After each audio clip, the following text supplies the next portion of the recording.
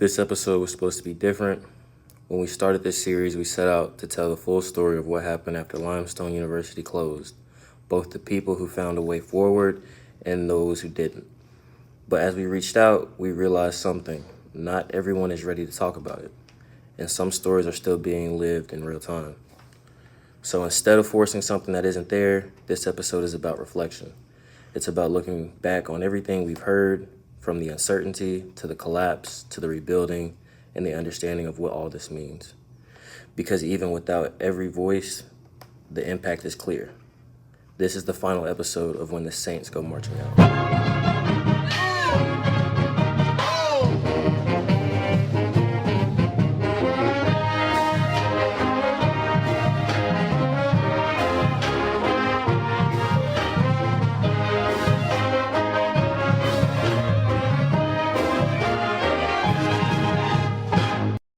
Originally, this episode, we were going to talk to those who didn't make it and didn't get an opportunity after the doors closed.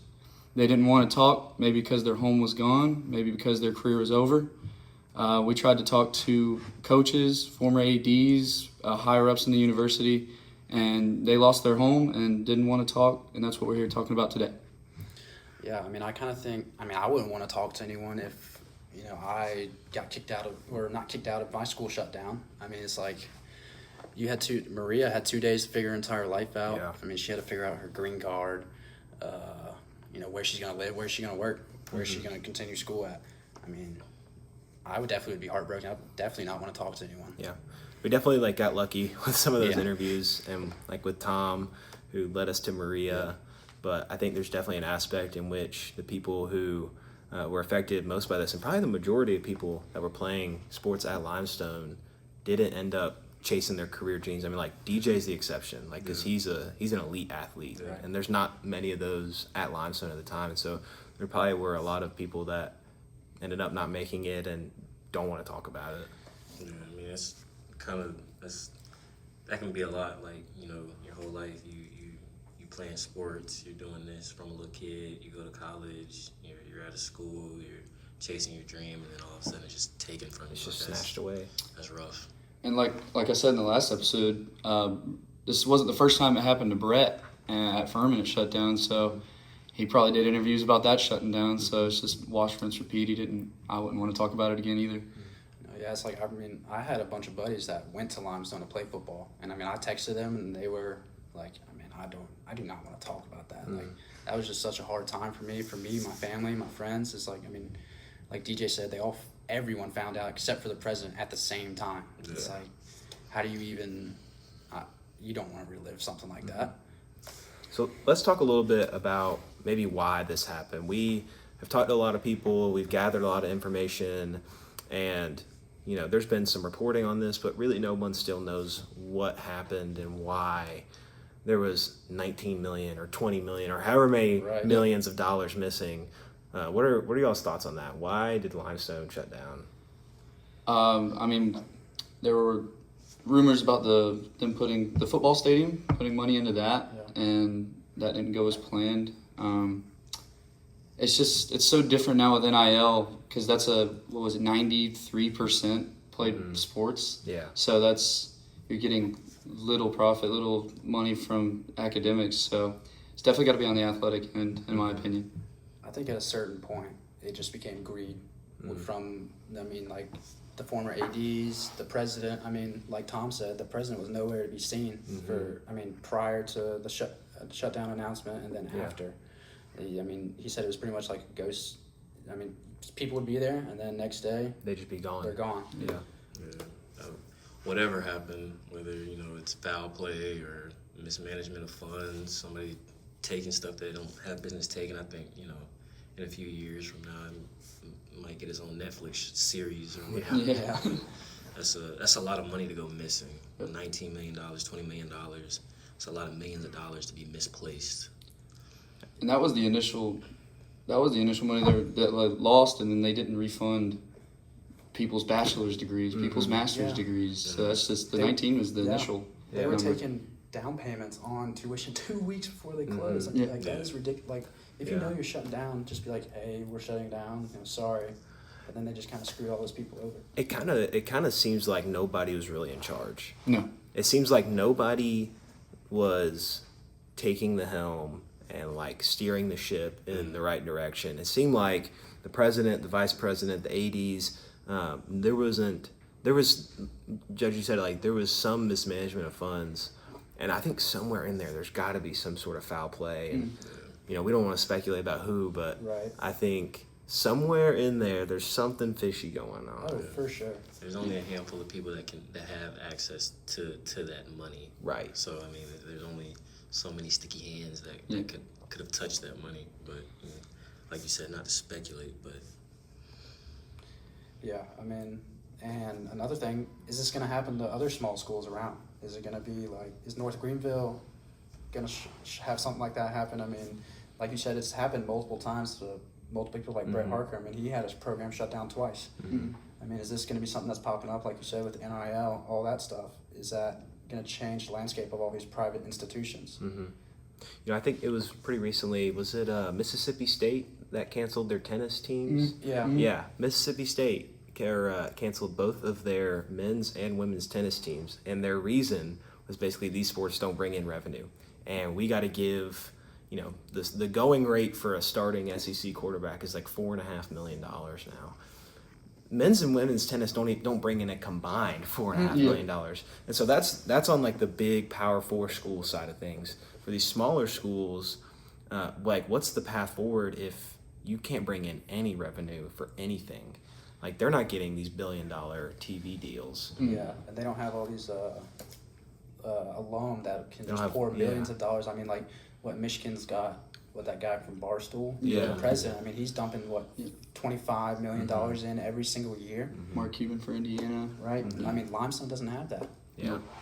And so you think about these smaller schools around the state. You mentioned North Greenville. You've got Spartanburg Methodist. You've got Lander. You've got all these small schools. Erskine. Like who Coker is down the road? Coker? Like all these schools that are funded basically by athletes paying tuition. Like let's be real. Right. Like I these mean, yeah. schools are. 'Cause they don't offer scholarships. They offer very little scholarship Yeah. money. They have very little booster and alumni funds, and so they're making ends meet by having athletic teams. And so it's an advantage to them to have more athletic teams versus these big schools where they can cut out programs because football is making money. Right. But for these smaller schools, football is not bringing in hundreds of millions of dollars, and they don't have TV deals. They don't have big alumni boosters. So I guess my question is, was Limestone an exception to the rule, or is Limestone what the future is for these small schools? Hopefully the trend doesn't continue.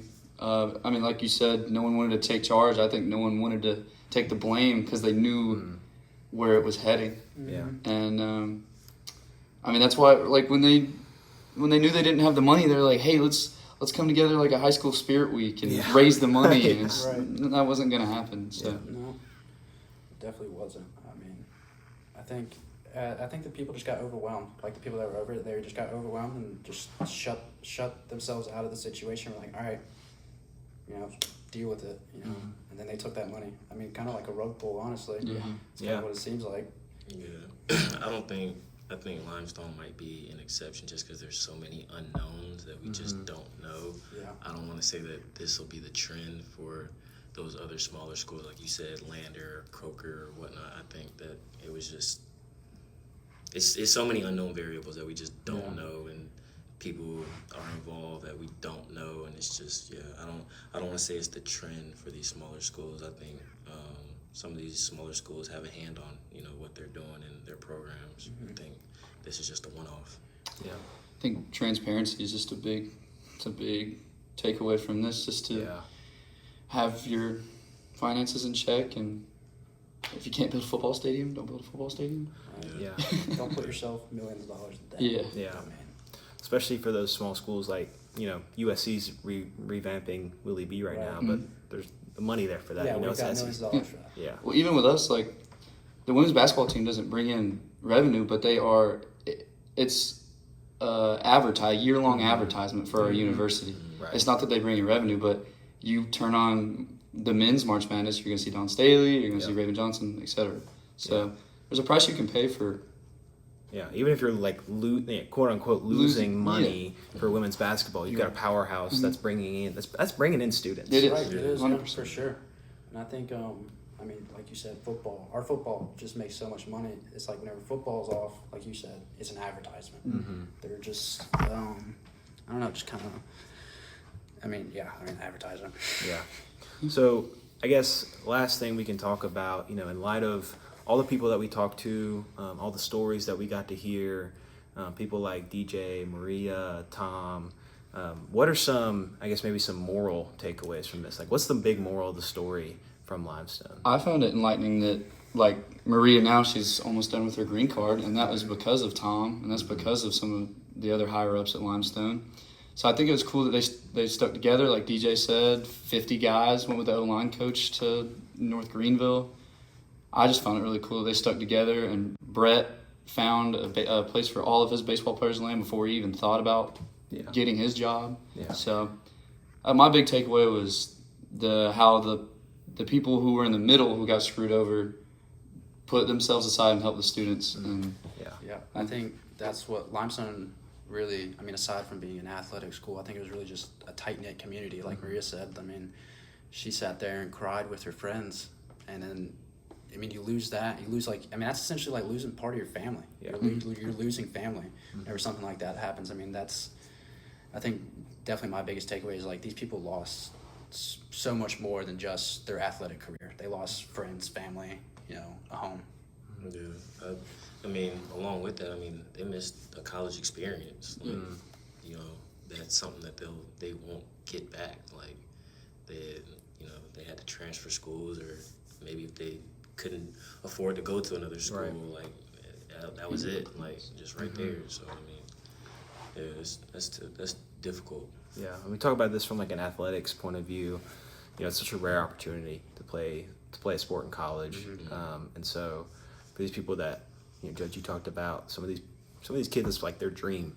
From the time that they were a kid playing pee wee football or playing t-ball, it's like all I ever wanted to do was play college sports, and to almost have the rug pulled out from underneath them like that because of this mismanagement of funds and because of the higher ups at the university not taking care of business. That's really sad, but I think there is a silver lining in this from the stories that we got to tell from the people that did make it out, and the people like Brett, like Tom, like Maria, like DJ that took care of other people and were taken care of. I think that's a really sweet story, and that's really cool to tell. And just it shows that college athletics is more than just what happens on the field or on the court. It's about the relationships, the community, and the stories that we get to tell. 100%. Yeah, I 100% agree. That's going to do it for us today. I'm Judge, and this has been When the Saints Go Marching Out.